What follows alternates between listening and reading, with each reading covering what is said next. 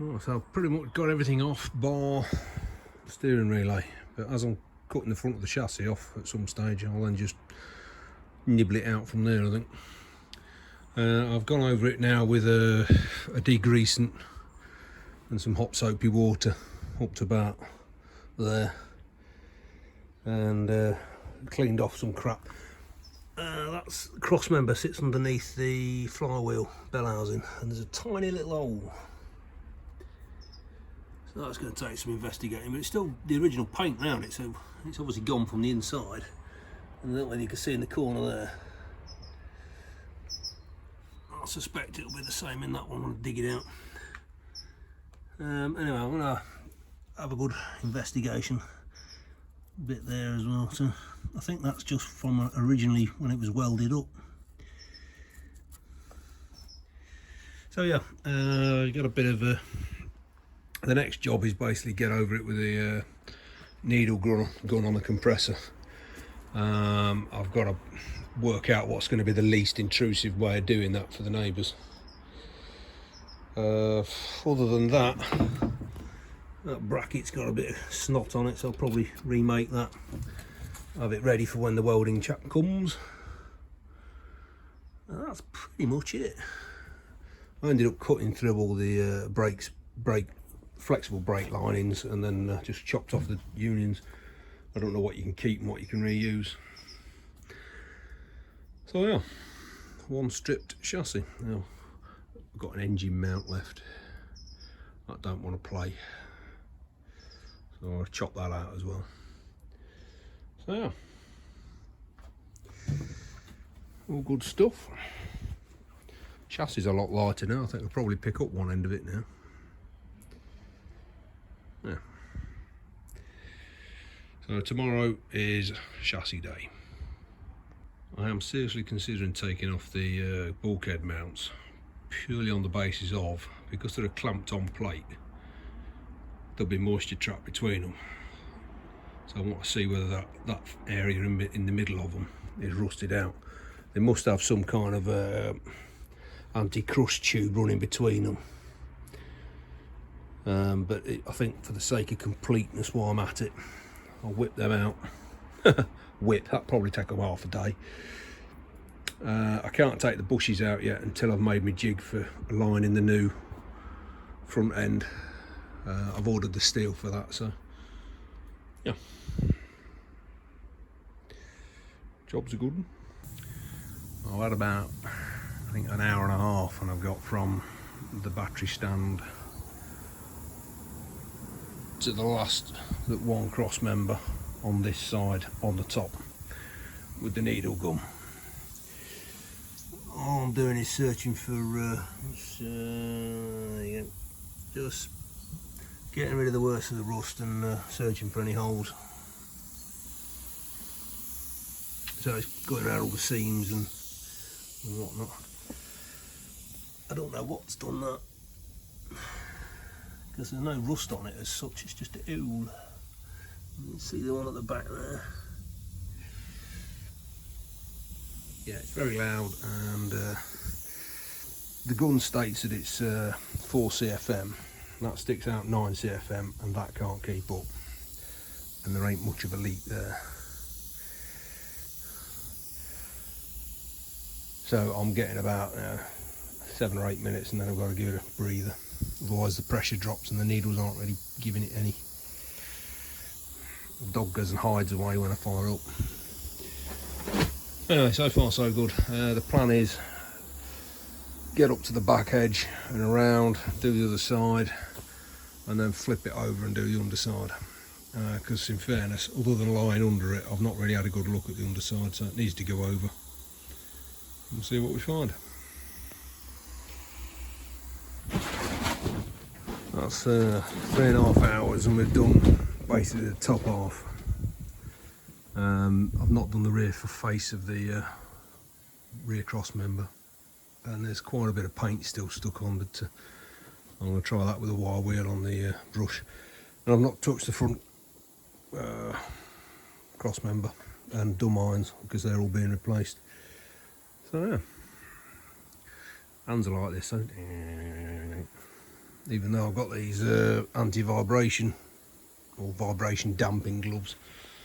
Better than nothing, but not great. I'll go over and show you some of the detail. What it's basically doing is nibbling off anything that's loose. So it's not digging it out as such, but it works like little tiny hammers. So you can either use it as a chisel to go along like that at a shallow angle, get underneath whatever's there, or you can just nibble it over the surface. You use a combination of both. Because I'm using a rust converter, I don't have to take off all the rust. I've just got to take off the flaky stuff and examine for any structural issues.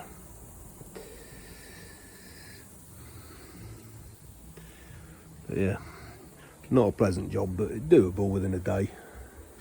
So my next task is flip it over somehow. I think I'll do that after I'd my cheese sandwich, and I might even use the hoist.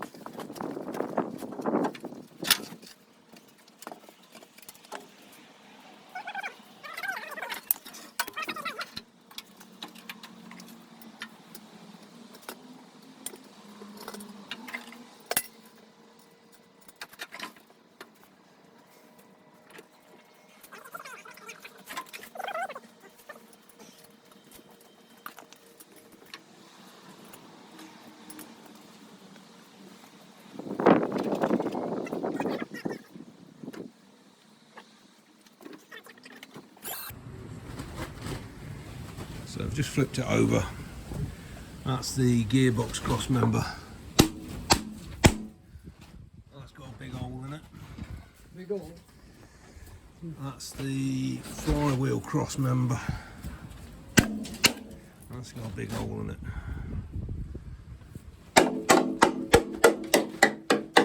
That one's alright.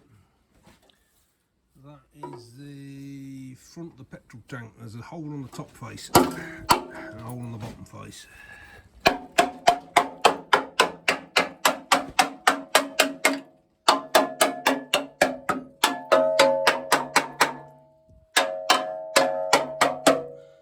Otherwise, looks alright. So I think we'll get a slitting disc on and we'll chop out square there. And I think it's the same on the other side there, underside. I don't think they need replacing, just patch them.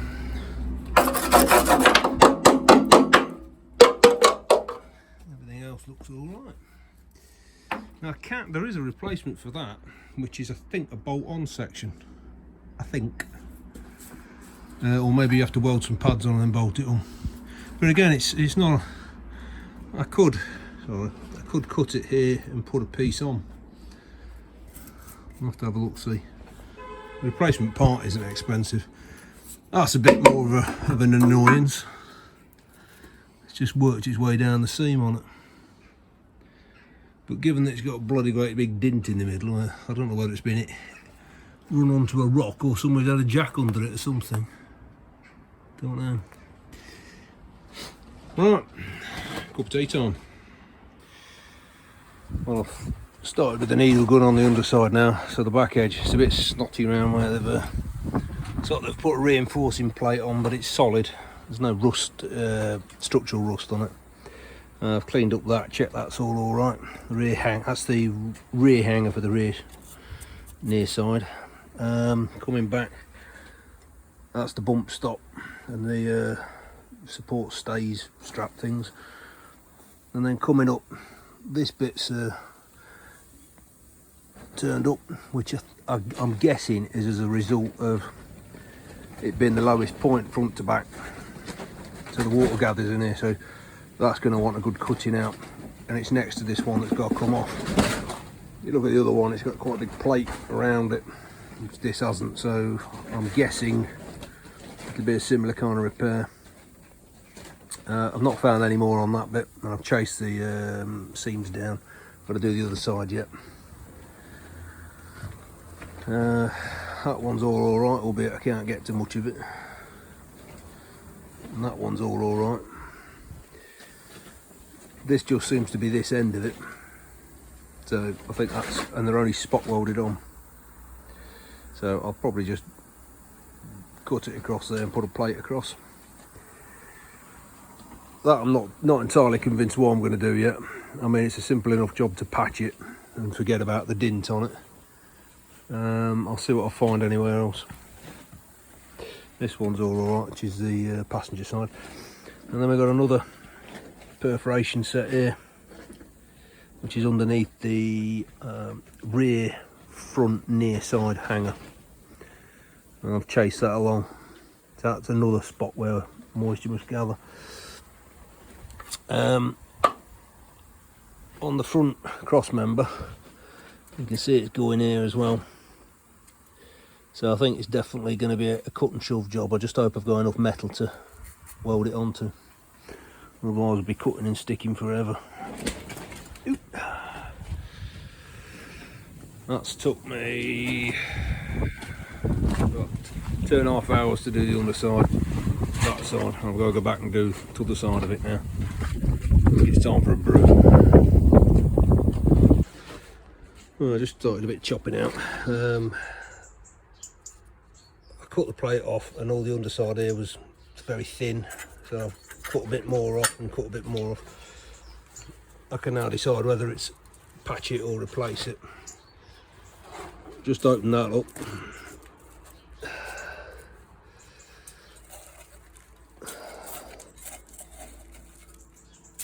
Makes you wonder what the hell was inside the chassis. This is absolutely rammed full.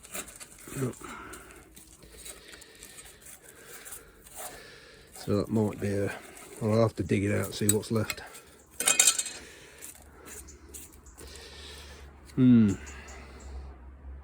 Hey ho. Well, I've dug out the majority of the mud and it was absolutely rammed full, and I've had to scrape it back all the way. Anyway, because it's been wet, I noticed a hole here which I've now opened up into the side of the chassis. So that bit of the chassis wall is obviously compromised. I've just chopped them, and then my batteries run out on my grinder, but that's supposed to be 3mm thick. So that's going to want opening out, and I'll chase it back. I need to do this to determine, is it actually worth patching it up versus replacing it. The only way I can think of doing that is cutting all this off, take that member out and therefore buy a new one, and then put a patch onto the chassis wall and then weld this back into position, which would be a good solid repair when it's done. But you've got the same section on the chassis that side, which is not so good. That might need a similar kind of repair, I don't know. Not here, I'm hoping, but when I take that out, I'll have to examine the inside of the chassis there and see if it's the same. Yeah, not great. Right, so I've chopped that one out, chopped that one out, and chop that one out. We'll take a look at them in turn. So this is the driver's side outrigger, and there were signs of corrosion on the chassis. I'm only back to the seam and I'm at full width metal. Down inside, it's an absolute, well, it's just a mess. So the very least I've got to do is clean out the crap and then weld the hole back up. You see the wiring loom to the rear, but it has been interior sealed. You can't really see it on this one, but I'll show you on the other side. So this is above the rear hanger bushing, which is there, and it was all gone down this edge seam. So again, just a shitload of stuff down the inside, but you can see the chassis coating interior. I don't know what it was, but again, all wants a good flushing out.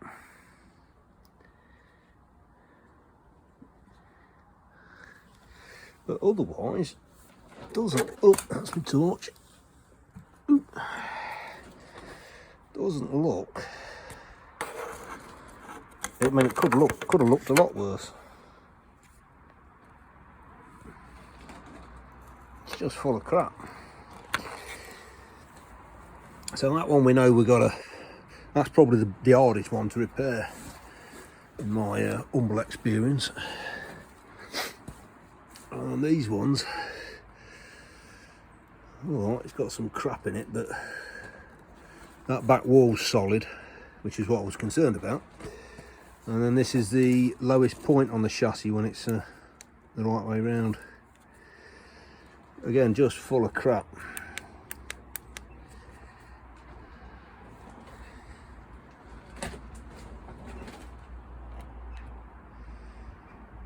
It could have been a lot worse.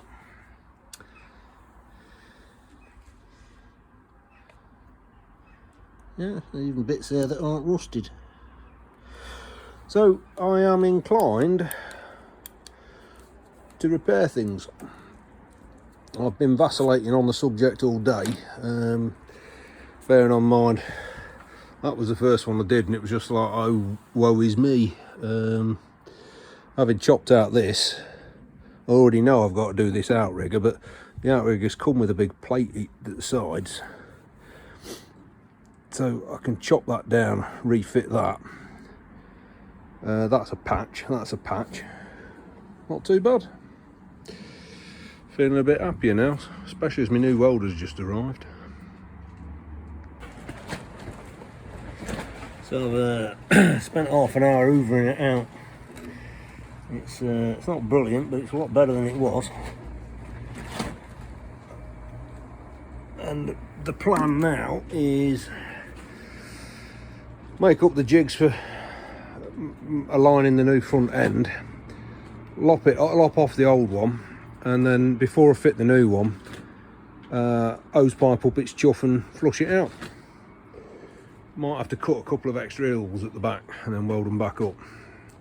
But I've just taken out the rear wiring loom and put a stainless steel wire through to fish it back, because no more luck I'd go through it with the welding. So yeah, feeling a bit happier about things today, or this afternoon, this evening.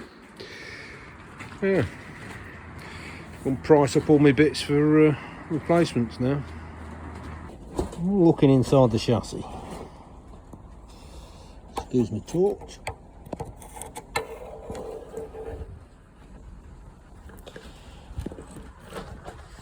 But it's not too bad. I hoovered it out, believe it or not, but I could do with a narrower hose on my hoover.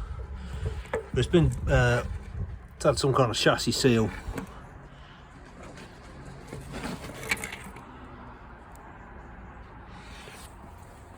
This was the worst one.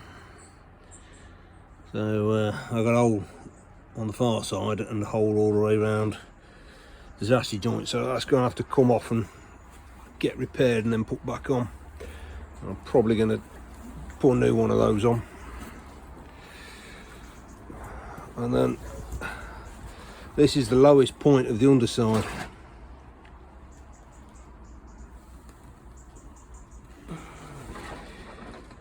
So that's inside the rear near side hanger outrigger, which has got to be replaced. So when that comes off, we'll repair the sidewall of the chassis. Probably easier for show with the light there.